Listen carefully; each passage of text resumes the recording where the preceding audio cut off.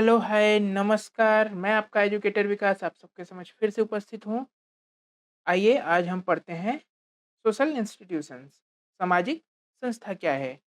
सामाजिक संस्था को समझने के लिए सबसे पहले आइए हम समझते हैं कि आखिर संस्था की ज़रूरत क्यों पड़ी और संस्था है क्या, इसकी प्रकृति क्या है? अभी तक हम लोगों ने पढ़ा समाज, समाज की प्रकृति पढ़ा। समाज क्या था? अमूर्त था। वहीं समुदाय मूर्त था।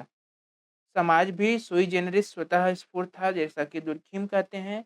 वहीं समुदाय भी स्पॉन्टेनियस ग्रोथ होता है इसका।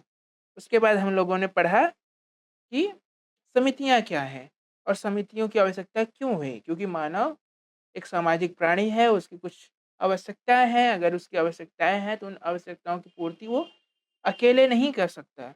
इन्हीं आवश्यकताओं की पूर्ति के लिए वह एसोसिएशंस का निर्माण करता है, संगठन का निर्माण करता है। पर ये संगठन बन गए, ये एसोसिएशंस बन गए, पर इनको चलने का कोई तरीका होगा, कोई रूल होगा, कोई मेथड होगा, वो क्या है? वही है संस्था।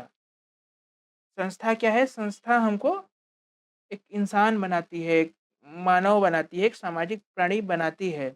अगर संस्थाएँ ना हो, संस्थाएँ क्या हैं? सेट ऑफ रूल्स, नियमों का समुच्चय। जैसे एक एग्ज़ाम्पल से समझिए, कोई जब बच्चा बच्चा पैदा होता है, जन्म लेता है, तो उसके जन्म लेते ही कई संस्थाएँ सक्रिय हो जाती हैं। जैसे पारिवारिक संस्था, फैमिली इंस्टीट्यूशन, उस बच्चे की देखभाल के लिए, उसके नामकरण के लिए और सारी चीज़ों के लिए। वो धीरे-धीरे बड़ा होता है तो कुछ और संस्थाएँ, जैसे कि एजुकेशन इंस्टीट्यूशन, पढ़ाई के लिए, और ये सारी चीज़ें होती हैं। उसके आगे जाता है तो इकोनॉमिक इंस्टीट्यूशंस भी सक्रिय हो जाते हैं। जैसे इनकम है, आय है, परिवार का भरण-पोषण है, जीविकोपार्जन है, ये सारी चीज़ें करना है। तो बेसिकली है क्या, हम रहते तो हैं समाज में, समुदाय में, और हमारी जो आवश्यकताएँ हैं उसके लिए हम समितियों का निर्माण करते हैं। पर जो नियम हैं, वो नियम ही हमको एक सामाजिक प्राणी, एक मनुष्य बनाते हैं। तो आइए हम लोग सोशल इंस्टीट्यूशंस को पढ़ते हैं। किसी निरंतर बनी रहने वाली आवश्यकता या इच्छा की पूर्ति के लिए जब हम सामूहिक व्यवहार के रूप में कोई व्यवस्थित संगठन सामाजिक विरासत के रूप में चल पड़ता है, तब उसे संस्था कहते हैं। जो चार्ल्स कूले डिफाइन करते हैं, क्या कहते हैं कि निरंतर बनी रहने वाली आवश्यकता या इच्छा की पूर्ति। सबसे पहले तो एक नीड होना चाहिए, और ह्यूमन की नीड है और वो कंटिन्यू चला आ रहा है, चाहे वो बायोलॉजिकल नीड हो, सोशल नीड हो, इमोशनल सपोर्ट सिस्टम की नीड हो, या सेल्फ एक्सप्रेशन की कैनवास की नीड हो। तो ये सारी चीज़ें, बहुत सारी चीज़ें हैं, जैसा कि हम लोग समिति में जब पढ़ रहे थे तो बात भी किए। अभी क्या समझते हैं, चार्ल्स कूले जो कह रहे हैं, एक तो आवश्यकता है, और जब सामूहिक व्यवहार के रूप में कोई व्यवस्थित संगठन सामाजिक विरासत के रूप में चल पड़ता है, तब उसे संस्था कहते हैं। ये कौन कहता है? चार्ल्स कूले।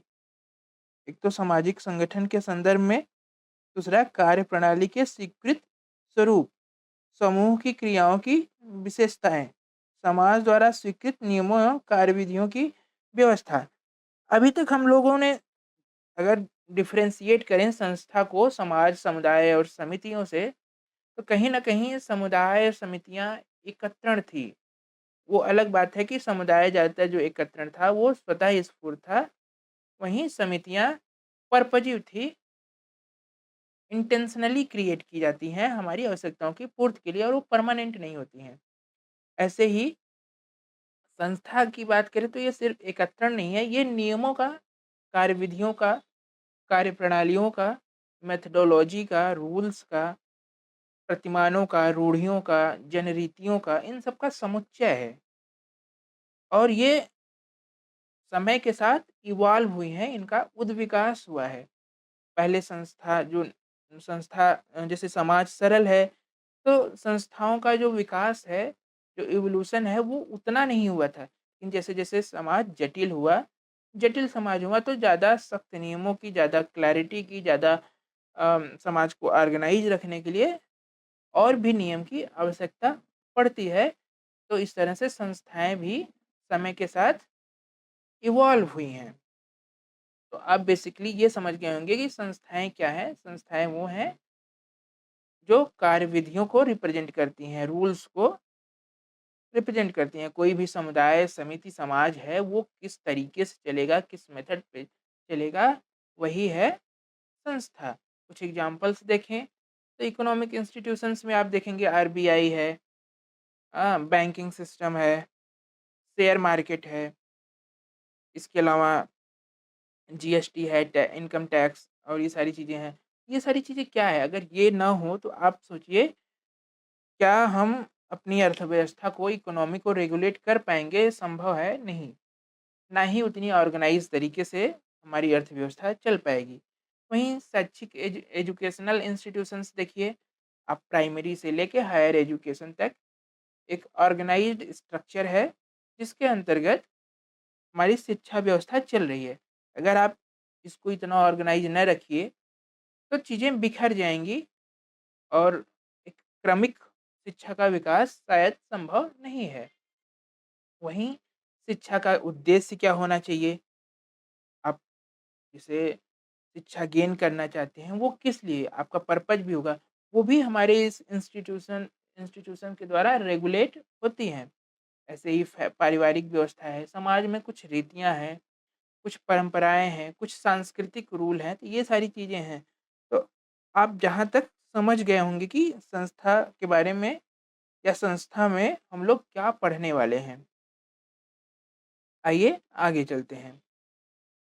कुछ समाजशास्त्रीय परिभाषाएँ हैं, जैसे मैकइवर एवं पेज कहते हैं, संस्थाएँ कार्यप्रणाली के उन स्वीकृत स्वरूपों या दशाओं को कहते हैं जो समूह की क्रियाओं की विशेषताएँ स्पष्ट करती हैं।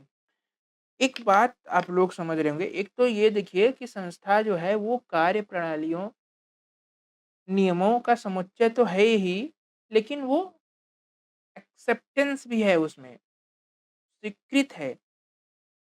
क्यों? क्योंकि जो नियम समूह द्वारा या मास द्वारा, जन समुदाय द्वारा स्वीकृत होगा, बेसिकली वही नियम संस्था को रेगुलेट करती है और वही नियम बन पाती है। वरना आप देखेंगे रीतियाँ भी होती हैं और कुरीतियाँ भी होती हैं। कुरीतियाँ वो हैं जो समाज जिसको समाज विचलन कहता है, डेविएंस कहता है, और वो नियम पद्धति में स्वीकृत स्वरूप नहीं है। तो समाज में जो कार्यप्रणालियाँ हैं, वो स्वीकृत हैं, एक्सेप्टेंस के लेवल पे है, उस पे कंसेंट है, सहमति है। तो ये 2 चीज़ें आप समझ गए होंगे, एक तो कार्यप्रणाली और दूसरा स्वीकृत स्वरूप, कंसेंट होना चाहिए, जो समूह की क्रियाओं की विशेषताएँ स्पष्ट करती हों।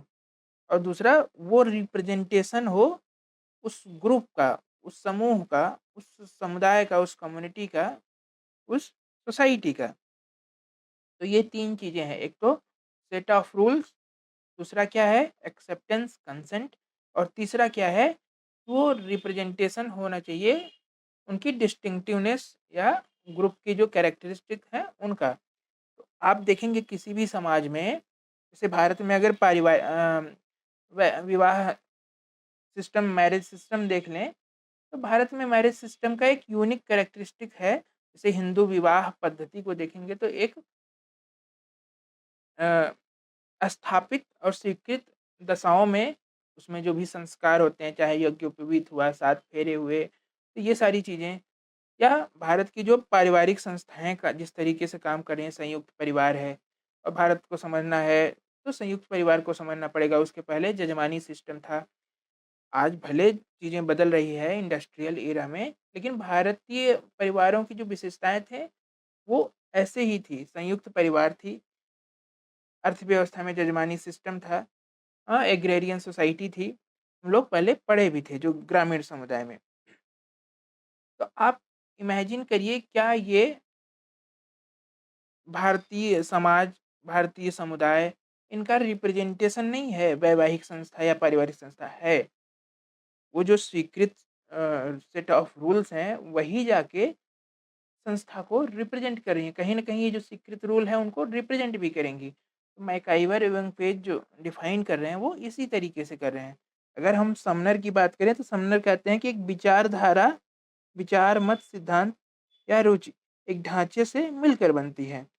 तो समनर की किस चीज़ की बात करते हैं? विचारधारा की, आइडियोलॉजी की, मत की। वेवलन संस्थाएँ साधारण जनता में सामान्य रूप से पाई जाने वाली सोचने-विचारने की स्थिर आदतें हैं। आप लोग इन तीनों डेफ़िनेशन से चाहे मैकाइवर एवं पेज क्या कह रहे हैं, कार्यप्रणाली, उनकी स्वीकृत स्वरूप जो कि समूह की क्रियाओं को, विशेषताओं को स्पष्ट करते हैं। समनर क्या कह रहे हैं? आइडियोलॉजी की बात कर रहे हैं, विचारधारा की बात करते हैं तथा एक ढाँचे से मिलकर बनती हैं। वेबलन बात क्या कर रहे हैं? सोचने-विचारने की स्थिर आदतें हैं। बोगार्डस क्या कह रहे हैं? एक सामाजिक संस्था समाज की वह संरचना है जिसे सुव्यवस्थित कार्यविधियों द्वारा व्यक्तियों की आवश्यकताओं की पूर्ति के लिए संगठित किया जाता है। अब यहाँ पे आप समझिए, हम लोग जब समिति पढ़ रहे थे, समिति में हमने पढ़ा कि समिति का निर्माण क्यों कर रहे हैं? तो ह्यूमन की आवश्यकताएँ हैं और जन्म से इंसान जो है उतना सक्षम नहीं है कि वो अपनी आवश्यकताएँ स्वयं से पूरी कर पाए। अगर स्वयं से पूरी नहीं कर सकता तो उन्हीं आवश्यकताओं की पूर्ति के लिए वो समितियों का निर्माण कर रहा है। लेकिन समितियाँ चलेंगी कैसे? तो वही जो जिसके द्वारा चलेंगी और समाज जिन नियमों पर आधारित होके चलेगा, वही जो सुव्यवस्थित कार्यविधियाँ हैं, व्यक्तियों की आवश्यकताओं की पूर्ति के लिए संगठित किया जाता है। बोगार्डस को समझ गए होंगे। गिलिन एवं गिलिन एक सामाजिक संस्था सांस्कृतिक प्रतिमानों का वह क्रियात्मक स्वरूप है जिसमें कुछ स्थायित्व होता है तथा जिसका कार्य सामाजिक आवश्यकताओं की पूर्ति करना है।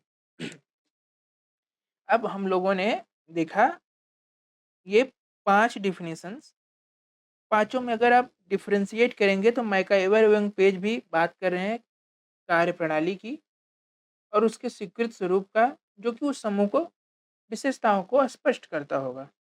वहीं समनर जो है आइडियोलॉजी की बात कर रहे हैं, विचार, मत, सिद्धांत और रुचि की बात कर रहे हैं और एक ढांचा बना होगा, एक प्रारूप होगा जिसके अंदर ये विचारधारा और वो विशेषताएँ स्पष्ट रूप से सुव्यवस्थित होंगी।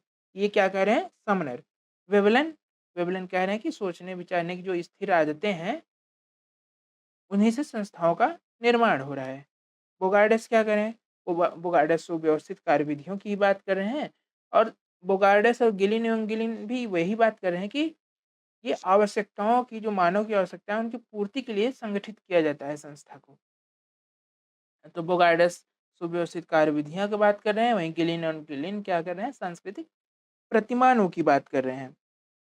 संस्थाएँ मानव आवश्यकताओं की पूर्ति के लिए समाज द्वारा स्वीकृत प्राप्त नियमों व कार्यविधियों की व्यवस्था है जो समाज कल्याण की भावना से प्रेरित होती है।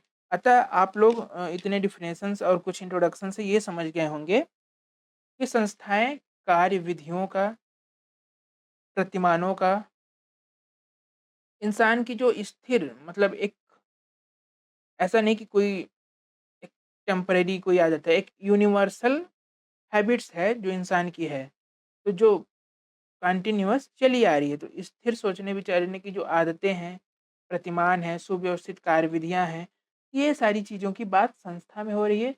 दूसरी बात हो रही है, ये संस्था, ये कार्यविधियाँ, ये प्रणालियाँ इसलिए बनती हैं कि मानव की आवश्यकताएँ पूर्ति हो सके या मानव की आवश्यकताएँ पूरी की जा सके, इसके लिए ये संगठित की जाती हैं। तो समाज कल्याण की भावना से प्रेरित होती हैं। आइए हम लोग संस्था की कुछ विशेषताएँ समझते हैं। गिलिन एंड गिलिन सांस्कृतिक व्यवस्था की इकाई, यूनिट ऑफ कल्चरल सिस्टम। अब यूनिट ऑफ कल्चरल सिस्टम अगर समझना चाहेंगे, आप ये समझिए कि अभी आगे हम लोग पढ़ेंगे इवोल्यूशन ऑफ इंस्टीट्यूशंस या रूल्स। पर ये समझिए कि सांस्कृतिक व्यवस्था की इकाई, सबसे पहले अगर कोई भी रूल, कोई भी नियम सबसे पहले स्टार्टिंग में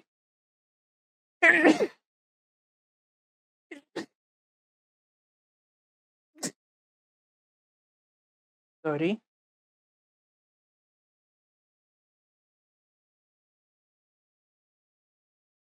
आप सांस्कृतिक व्यवस्था की इकाई समझने के लिए पहले आप ये समझिए इवोल्यूशन, उद्विकास की प्रक्रिया कैसे होती है। अब ये देखिए परिस्थिति है, कोई सिचुएशन है, अब उसमें कोई आवश्यकता, कोई नीड अराइज़ होती है। अब उसके निवारण के लिए कोई आइडिया आता है। अब वो आइडिया क्या होता है, धीरे-धीरे आदत बन जाती है। मतलब जब हम उस मतलब वही सेम आवश्यकता आएगी और उसकी पूर्ति के लिए हम जो आइडिया पहले किए उसी की रेपिटेशन करेंगे, पुनरावृत्ति करेंगे। जब किसी चीज़ की पुनरावृत्ति करते हैं तो वो आदत बन जाती है। अगर आदत बन गई तो फिर क्या होता है कि उसी विचार को, उसी कार्य प्रणाली को क्या होता है कि एक समूह जो है दोहराने लगती है, समूह पुनरावृत्ति करने लगती है, उसी को जनरीति कहते हैं, फ़ोकवेज कहते हैं। इसके बाद क्या होता है, इसके बाद फिर वही पीढ़ी दर पीढ़ी संचरित होता है और जब पीढ़ी दर पीढ़ी संचरित होता है, हस्तांतरित होता है, वो फिर प्रथाओं का रूप ले लेता है, मोर्स का रूप ले लेता है। फिर वही जो है समूह कल्याण की भावना और समूह की अभिमति से प्रेरित होता है, तो फिर वो कस्टम और रूढ़ी बन जाती है और फिर वही संस्था, इंस्टीट्यूशन और नियमों का ढाँचा बन जाता है। तो आप देख रहे होंगे कि कैसे इवॉल्व हो रही है संस्था। कोई सरकमस्टांस है, कोई सिचुएशन है, उसमें कोई आइडिया आया और वो आइडिया कैसे रेपिटेशन से पुनरावृत्ति बनती है, फिर वो हैबिट बनता है, हैबिट से फिर कैसे वो फ़ोकवेज, मोर्स और फिर कस्टम से होते हुए इंस्टीट्यूशन का रूप लेता है। तो आप ये बात समझ सकते हैं कि सांस्कृतिक व्यवस्था की इकाई है, क्योंकि आज जो भी कल्चर है, हमारे समाज में संस्कृति है, वो कहीं न कहीं किसी पॉइंट से एराइज़ होके आज वो संस्था का रूप ली है, चाहे वो वैवाहिक पद्धति हो, मैरिज सिस्टम हो, पारिवारिक सिस्टम हो या इकोनॉमिक स्ट्रक्चर भी हो, तो ये सारी चीज़ें कहीं न कहीं या हमारे फेस्टिवल्स हों, तो ये सारी चीज़ें कहीं न कहीं संस्थाओं का रूप अगर ले रही हैं, तो ये संस्कृति का, कल्चर का भी हिस्सा है, अतः इसको कह सकते हैं यूनिट ऑफ कल्चरल सिस्टम। दूसरा अस्थायित्व, परमानेंसी, क्योंकि ये पीढ़ी दर पीढ़ी चढ़ी चली आ रही हैं, हस्तांतरित हो रही हैं और संचरित हो रही हैं। तो ये क्या है? स्थायी हैं, परमानेंट हैं। सांस्कृतिक उपकरण, कल्चरल इक्विपमेंट। और ये बात भी सही है कि आप ये सोचिए कि कोई भी भारत में आज जो कल्चरल एलिमेंट्स हैं, वो आज भी प्रासंगिक बने हुए हैं। क्या वो आज अ, इनोवेट हुए हैं? क्या आज बनाए गए हैं? नहीं, वो पीढ़ियों से चले आ रहे हैं। हज़ारों वर्षों से आप देखेंगे वैदिक पीरियड है, हाँ, उसके बाद आता है जब हिस्ट्री पढ़ेंगे तो पूरा पाषाण काल से वैदिक से लेके ये एक इवॉल्व हुआ है सोसाइटी। वहाँ देखेंगे तो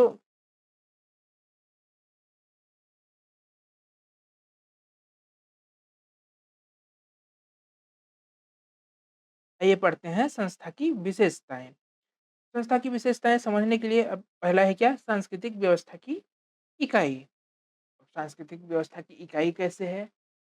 संस्थाएँ क्या है? अभी हम लोग पढ़े, एक कार्यप्रणालियों का स्वीकृत और सुव्यवस्थित प्रणालियों का समुच्चय है। तो क्या सिर्फ़ संस्थाएँ औपचारिक हैं या अनौपचारिक भी हैं? तो संस्थाएँ औपचारिक भी हैं और अनौपचारिक भी हैं। औपचारिक संस्थाएँ वो हैं जिसे मानव स्वयं निर्मित करता है इंटेंशनली, जैसे कि इकोनॉमिक इंस्टीट्यूशंस, एजुकेशनल इंस्टीट्यूशंस।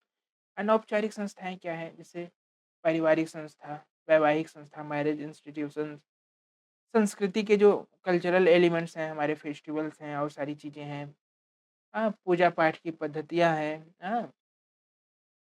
समाज में बहुत सारे मतलब आप देखेंगे अपने आस-पास समाज में रहने के बहुत सारे तरीके हैं, कि बताया जाता है कि बड़ों के साथ कैसे बिहेव करना है, उनके साथ कैसे बैठना है। कोई गरीब है तो उसकी हेल्प कैसे करना है। कोई वृद्ध है, अगर वृद्ध है तो हमारा कर्तव्य होता है कि हम उसकी हेल्प करें।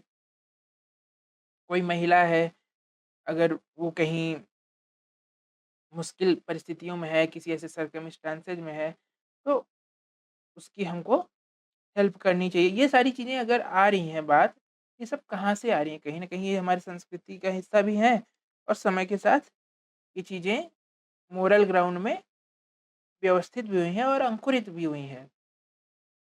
तो आप ये कह सकते हैं कि संस्थाएँ जो हैं यूनिट ऑफ कल्चरल सिस्टम है। दूसरी चीज़ ये अस्थायी है, परमानेंट है। ये पीढ़ी दर पीढ़ी हस्तांतरित हो रही हैं। दूसरा ये सांस्कृतिक उपकरण है, कल्चरल इक्विपमेंट। ये भी सही है। आप देखेंगे तो अगर आप देखें भारत में, चाहे वो मैरिज इंस्टीट्यूशंस हो, फैमिली इंस्टीट्यूशंस हो, जॉइंट फैमिली का कल्चर रहा हो, या जैसे जजमानी व्यवस्था है, वो वर्षों से चली आ रही है हिंदू व्यवस्था में, ग्रामीण समाज में। तो आपको क्या लगता है कि ये आज शुरू हुई हैं? नहीं, ये कई हज़ार वर्षों से चली आ रही है। अगर कई हज़ार वर्षों से चली आ रही हैं, तो कहीं न कहीं ये एक तरीके का माध्यम है, एक मीडिएशन है, एक इक्विपमेंट है जिसके द्वारा हमारा जो कल्चर है, हमारी जो संस्कृति के एलिमेंट्स हैं, वो प्रवाहित हो रही हैं और पीढ़ी दर पीढ़ी हस्तांतरित हो रही हैं। तो ये बात भी, जैसे फेस्टिवल्स कैसे मनाना है, होली में कुछ रूल्स हैं, दीपावली में कुछ रूल्स हैं। तो आप समझ रहे होंगे कि एक तरीके का इक्विपमेंट भी है कल्चरल। वहीं सिंबल, प्रतीक, संस्थाएँ प्रतीक भी हैं, सिंबल भी हैं। आप देखेंगे एजुकेशन भी है, अगर एजुकेशनल सिस्टम है, इकोनॉमिक सिस्टम है, या आप देखिएगा कि अलग-अलग कम्युनिटी के ड्रेसिंग, जो ड्रेस कोड हैं, वो अलग हैं। जैसे आप किसी स्कूल, कॉलेज में जा रहे हैं तो उसका ड्रेस कोड होगा। किसी इकोनॉमिक इंस्टीट्यूशन या कॉर्पोरेट में आप जॉब कर रहे हैं, वहाँ का कुछ ड्रेस कोड होगा।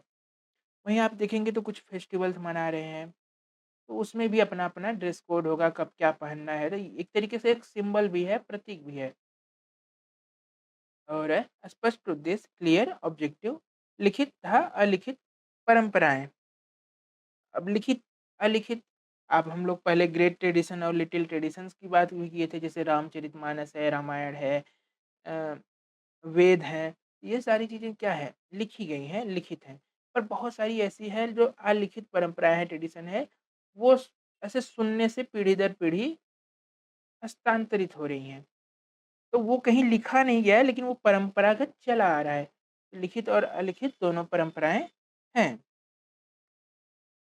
अन्य प्रमुख विशेषताएँ पढ़िए, अ, जैसे लॉयड बेलार्ड कहते हैं, सोशल इंस्टीट्यूशन की जो विशेषताएँ हैं, एक तो आइडिया है, दूसरा स्ट्रक्चर है और प्रयोजन है, अपेक्षाकृत जो है रिलेटिव परमानेंस, स्थायित्व, सत्ता, अथॉरिटी और सामाजिक नियंत्रण, सोशल कंट्रोल। अगर ये 6 पॉइंट आप समझना चाहेंगे तो आप इमेजिन करिए, सबसे पहले हम लोग बेसिक अगर डेफिनेशन इंस्टीट्यूशन का पढ़ना हो तो यही पढ़ेंगे कि सेट ऑफ रूल्स, आइडियाज़ या प्रतिमानों का समुच्चय, विचारों का समुच्चय या नियमों का समुच्चय। उसके बाद क्या होता है, वो एक संगठन का निर्माण कर लेता है, एक संरचना, एक ढांचा बन जाता है, स्ट्रक्चर। और इस ढांचे का, इस संस्था का जो भी बन रहा है, संगठित हो रहा है, इसका एक उद्देश्य है, ऑब्जेक्टिव, जैसे कि हम लोग डिफिनेशन में भी पढ़े, ये समाज कल्याण की भावना से भी प्रेरित होता है, मानव की आवश्यकताओं की पूर्ति के लिए संगठित होना है। अतः स्पष्ट है, ऑब्वियस है कि ये किसी न किसी ऑब्जेक्टिव और प्रयोजन के बेसिस पे है।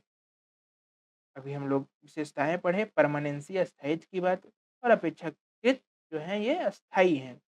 वहीं इन पर एक अथॉरिटी होती है, सत्ता होती है। आप कोई भी संस्था ले लीजिए, चाहे इकोनॉमिक इंस्टीट्यूशन, चाहे एजुकेशनल इंस्टीट्यूशन, चाहे पॉलिटिकल इंस्टीट्यूशंस, राजनैतिक संस्थाएँ, शैक्षिक संस्थाएँ या अनौपचारिक संस्थाओं में, चाहे परिवार है तो परिवार का मुखिया है, आपका कोई न कोई गार्जियन आपके घर में जो बड़ा है, वो परिवार का मुखिया है। तो इस तरीके से एक अथॉरिटी है, विदाउट अथॉरिटी संस्था कहीं न कहीं बिखर जाएगी। उसमें नियंत्रण नहीं होगा, सोशल कंट्रोल नहीं होगा। और सोशल कंट्रोल की अथॉरिटी ज़रूरी है, सत्ता ज़रूरी है।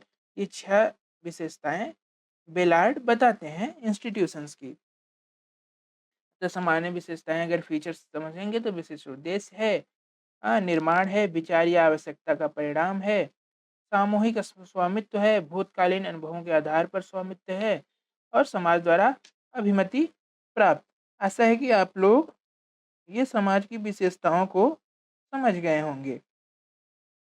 आइए हम लोग आगे बढ़ते हैं। सामाजिक संस्थाओं का उद विकास, इवोल्यूशन ऑफ सोशल इंस्टीट्यूशंस।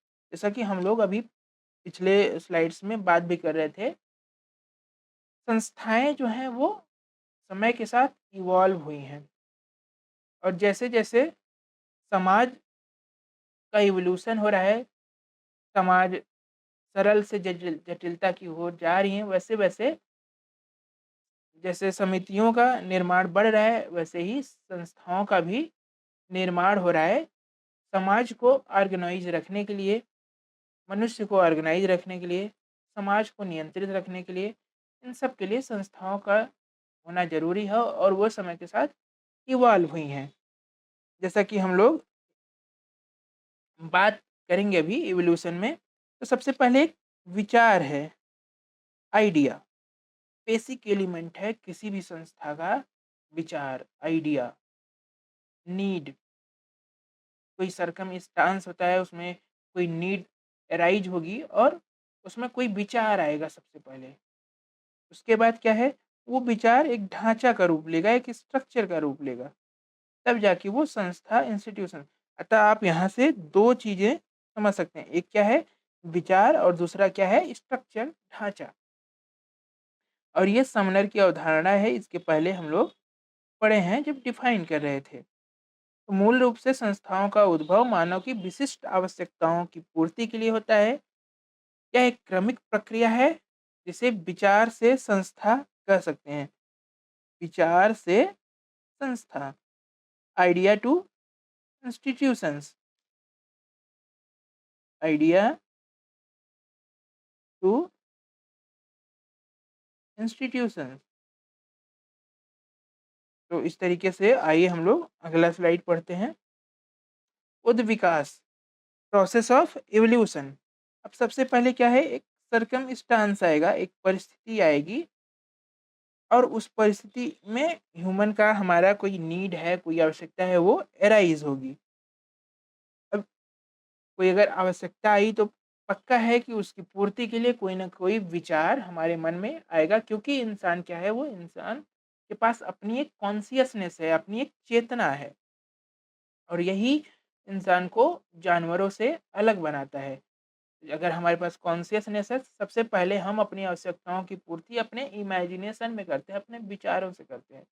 जैसे हमको खाना खाना है, तो अब खाना खाना है, भूख लगी है, तो सबसे पहले एक विचार आएगा कि क्या खाना है, कैसे खाना है, कुछ खाना बनाना है, हमारे पास क्या है, बाहर जाके खाना है, क्या खाने का मन कर रहा है, एक विचार आएगा मन में। अब वो विचार के बाद हम लोग क्या करेंगे, खाना खाना है तो देखेंगे कुछ है हमारे पास तो खाएँगे या बनाएँगे या बाहर जाएँगे तो जो भी कर सकते हैं वो करेंगे। तो उस विचार को फिर एग्ज़ीक्यूट करेंगे। जब आप उस विचार को एग्ज़ीक्यूट करेंगे, तो ये हुआ कि एक सर्कमस्टेंस है, उसमें कोई नीड अराइज़ होती है और उसकी पूर्ति के लिए आप कोई विचार आता है और विचार को आप एग्ज़ीक्यूट करते हैं। अब क्या होता है कि सेम सर्कमस्टेंस दोबारा रिपीट होती है, तो आप सेम चीज़ जो पहले किए हैं वही रिपीट करते हैं, उसकी पुनरावृत्ति करते हैं और जब आप पुनरावृत्ति करते हैं तो वो धीरे-धीरे क्या बन जाती है? आदत, हैबिट। किसी भी चीज़ का अगर रिपिटेशन होगा एक ही चीज़ का बार-बार, तो वो कहीं न कहीं हैबिट का, आदत का स्वरूप ले लेगी। उसके बाद क्या होता है कि अ, क्योंकि मनुष्य है तो सिर्फ़ इंडिविजुअल की आवश्यकता नहीं है, हो सकता है कि सेम सर्कमस्टेंस, सेम नीड किसी और की भी अराइज़ हो सकती है, उसको भी हो सकती है। अब वो क्या करेगा, वो देखेगा कि इस सर्कमस्टेंस में आप थे, इस तरीके से इसका सॉल्यूशन हुआ। तो अब क्या होता है कि ये जो आप, ये जो एग्ज़ीक्यूट किए, जो आपकी आदत है, यही एक समूह द्वारा पुनरावृत्ति होने लगती है और यहीं से वो आदत, वो एक विचार जनरीति का रूप ले लेती है। फॉकवेज समूह द्वारा पुनरावृत्ति होने लगती है। अब यही क्या है, पीढ़ी दर पीढ़ी जब हस्तांतरित होने लगेगा, पीढ़ी दर पीढ़ी इसका संचरण होने लगेगा, तो यही क्या बन जाते हैं, प्रथा, मोर्स। उसके बाद क्या होता है, उसके बाद कि जब यही जो प्रथाएँ हैं, जब समूह कल्याण की भावना और समूह की अभिमति जैसे तत्व आ जाते हैं, तो यही कस्टम्स बन जाते हैं, रूढ़ियाँ बन जाती हैं और इन्हीं से फिर एक ढाँचा, एक स्ट्रक्चर का निर्माण होता है, जिसे हम संस्था कह सकते हैं। अगर भारत में मैरिज इंस्टीट्यूशन की बात करें, तो मैरिज इंस्टीट्यूशन का इवोल्यूशन सबसे पहले कहाँ हुआ होगा? सबसे पहले एक कुछ ऐसा सर्कमस्टांस आया होगा, कुछ एक नीड, चाहे वो अ, यौन आवश्यकता हो या वात्सल्य नीड हो या परिवार की आवश्यकता हो, तो इन सब की कोई एक आवश्यकता आई होगी सबसे पहले और उसमें विचार आया होगा, उस विचार से फिर इंसान क्या है, इंसान उसकी पूर्ति के लिए अपनी यौन आवश्यकताओं की, अपने वात्सल्य भावनाओं की पूर्ति के लिए विवाह जैसे इंस्टीट्यूशन का जो प्रारंभिक प्रारंभिक स्वरूप है, वो उभर कर आता है।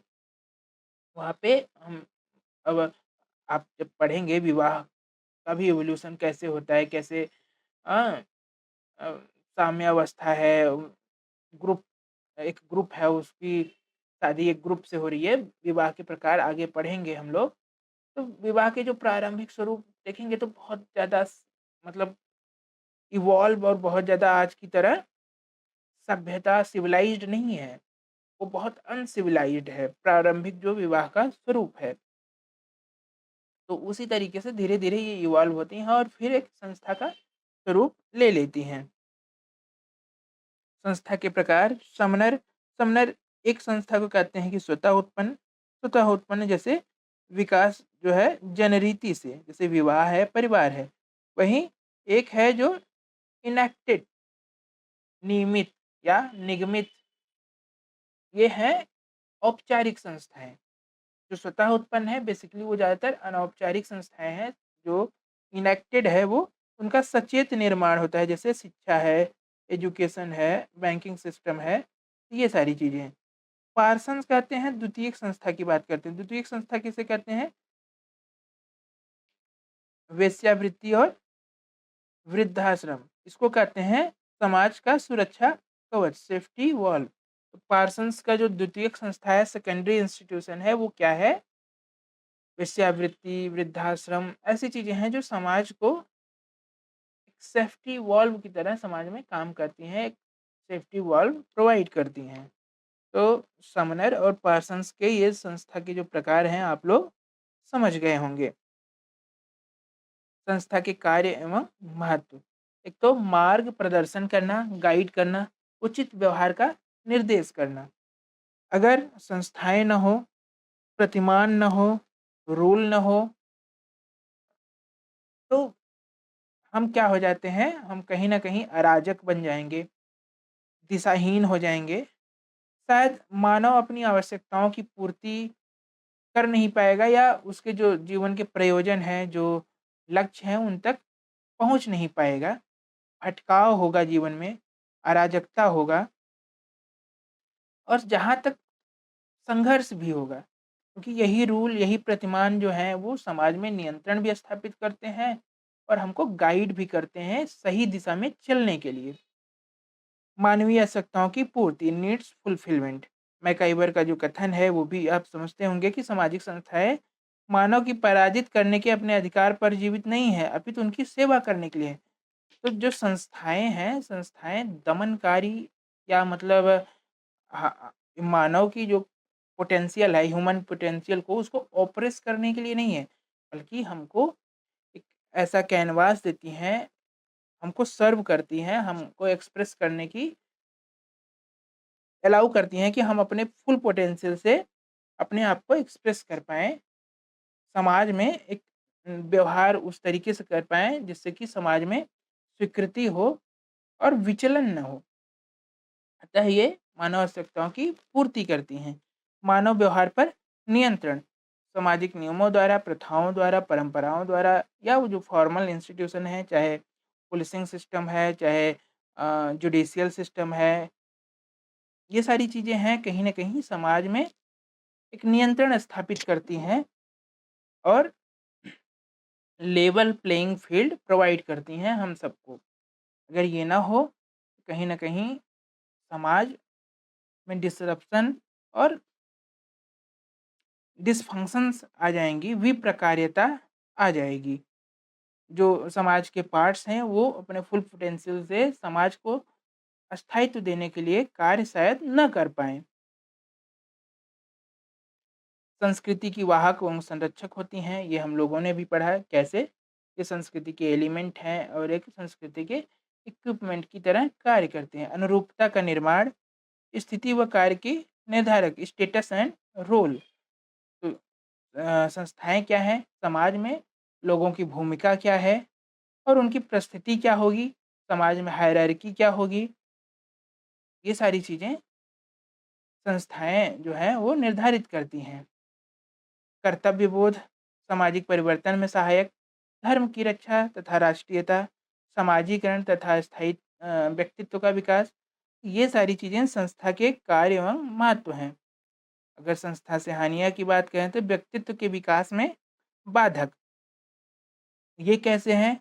कई बार अगर संस्था ज़्यादा एक्सट्रीम पे चला जाए, जैसे कि आप अम, देखते होंगे बहुत सारी ऐसी कुरीतियाँ, कुप्रथाएँ हैं, जैसे पहले था अ, सती प्रथा, बाल विवाह। अभी भी देखेंगे तो भारत में महिलाओं को रिस्ट्रिक्शंस हैं, उतने फ्रीडम नहीं है। तो कई बार जो उनका पोटेंशियल है, ह्यूमन पोटेंशियल है, वो तो नेचुरल है, पर वो उसको एक्सप्रेस नहीं कर पाती हैं। ऐसे ही कई बार होता क्या है कि अ, जो बड़े ग्रुप्स सोशल हायरार्की में जो बड़े समूह हैं, ज़्यादातर उनका प्रतिनिधित्व होता है संस्थाओं में, सामाजिक संस्थाओं में। ऐसे में कुछ ऐसे वर्ग हैं वो प्रतिनिधित्व में पीछे रह जाते हैं और कहीं न कहीं संस्थाएँ उस तरीके से उनको रिप्रेज़ेंट नहीं कर पाती हैं और उनके एक्सप्रेशन का, उनके ह्यूमन पोटेंशियल के एक्सप्रेशन का वो बड़ा कैनवास, ब्रॉडर एस्पेक्ट प्रोवाइड नहीं कर पाती हैं। अतः कहीं न कहीं अगर ज़्यादा बायस्ड हो जाए संस्था या संस्था ज़्यादा एक्सट्रीम पे जाके रिस्ट्रिक्ट करने लगे सोशल कंट्रोल को स्ट्रिक्ट करने लगे, तो भी हम ह्यूमन पोटेंशियल जो है, उस तरीके से बाहर नहीं आ सकता। आप कार्ल मार्क्स में ह्यूमन पोटेंशियल का कॉन्सेप्ट पढ़ेंगे, किस तरीके से कार्ल मार्क्स ह्यूमन पोटेंशियल पर बात करते हैं, उसको नेचर और कैपिटलिस्ट सोसाइटी से सोशलिज्म तक डिफाइन करते हैं। सांस्कृतिक सामाजिक विलंबना, कल्चरल लैग, कई बार सामाजिक संस्थाएँ जो हैं, समय के साथ इवॉल्व नहीं हो पाती हैं। अ, तो एक कल्चरल लैग होता है, वो देखने को मिलता है। सामाजिक समस्याओं में वृद्धि एवं विघटन, रूढ़िवादिता का विकास, प्रगति में रुकावट। आज भी देखेंगे हम लोग रूढ़ियाँ कैसे अ, जैसे हम लोग एआई, आईओटी और इन सब के ज़माने में जी रहे हैं, तो कई बार डिजिटल टेक्नोलॉजी को एक्सेप्टेंस नहीं मिल पाती है। कई बार जो मॉडर्न थॉट है, उसको लोग इसलिए रिजेक्ट करते हैं, ये पुरानी परंपराओं और रूढ़ियों पर सवाल उठाती हैं। तो हाँ, जो सवाल उठाता है उसको कहा दिया जाता है ये विचलित है, तो इस तरीके से टैबू लगा दिया जाता है। समिति एवं संस्था में अंतर, समिति मनुष्यों का संगठित समूह है, संस्था कार्यप्रणालियों या नियमों का स्वरूप है। मैकाइवर एवं पेज कहते हैं हम समितियों के सदस्य होते हैं, संस्थाओं के नहीं। क्यों? समितियां एकत्रण है, समूह है, लोगों का संगठन है, बट संस्थाएं वो कार्य प्रणालियां हैं। और कार्य प्रणालियों के हम सदस्य कैसे हो सकते हैं? ऑब्वियस बात है कि हम लोग समितियों के सदस्य होते हैं। समानता क्या है? समितियां और संस्थाएं दोनों ऑब्जेक्टिव होते हैं, दोनों प्रयोजन के आधार पर दोनों का निर्माण होता है और उनके विशेष हित होते हैं, स्पेशल इंटरेस्ट होते हैं और ये हितों की पूर्ति के लिए ही इनका निर्माण होता है। संगठन बनाम नियम अंतर समितियाँ और संस्था।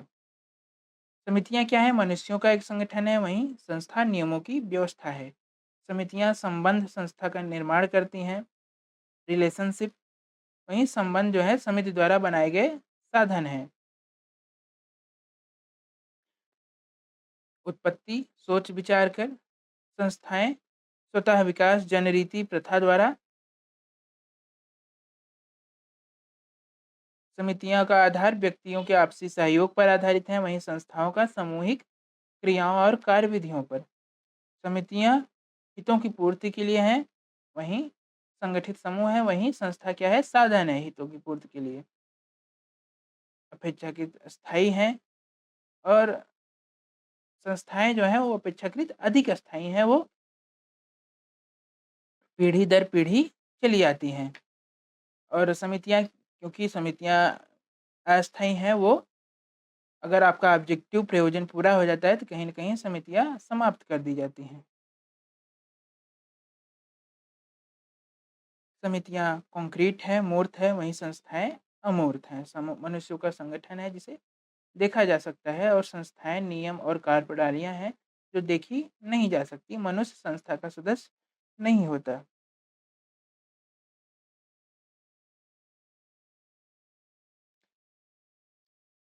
अंतर संबंध, एक परिवार का उदाहरण लीजिए। एक समिति के रूप में स्त्री, पुरुष एवं बच्चों का संगठन है। एक एग्ज़ाम्पल ऑफ फैमिली। फैमिली में आप देख रहे हैं,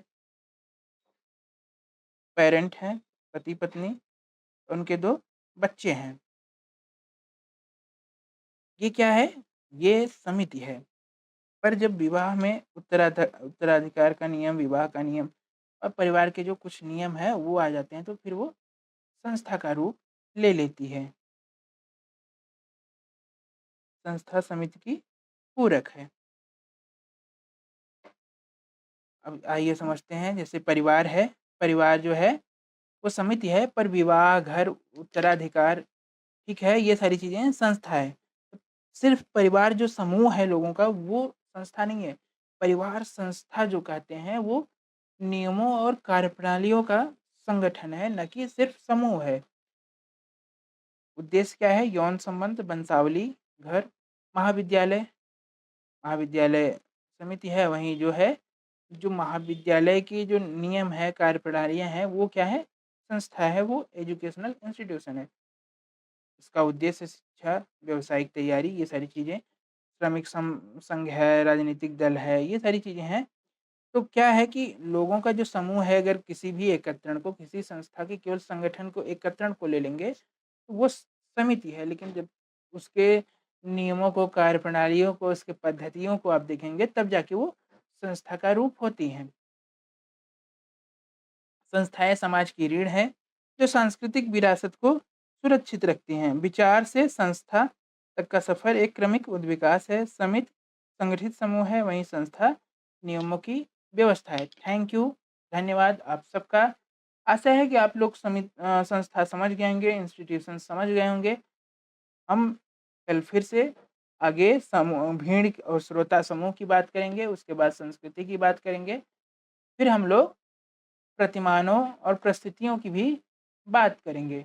आज के लिए इतना ही। आशा है कि आप लोग समझ गए होंगे। लाइक करिएगा, सब्सक्राइब करिएगा, अपने दोस्तों को शेयर भी करिएगा, क्योंकि आपका अप्रिसिएशन ही हमारे लिए मोटिवेशन है। एक बार फिर से धन्यवाद।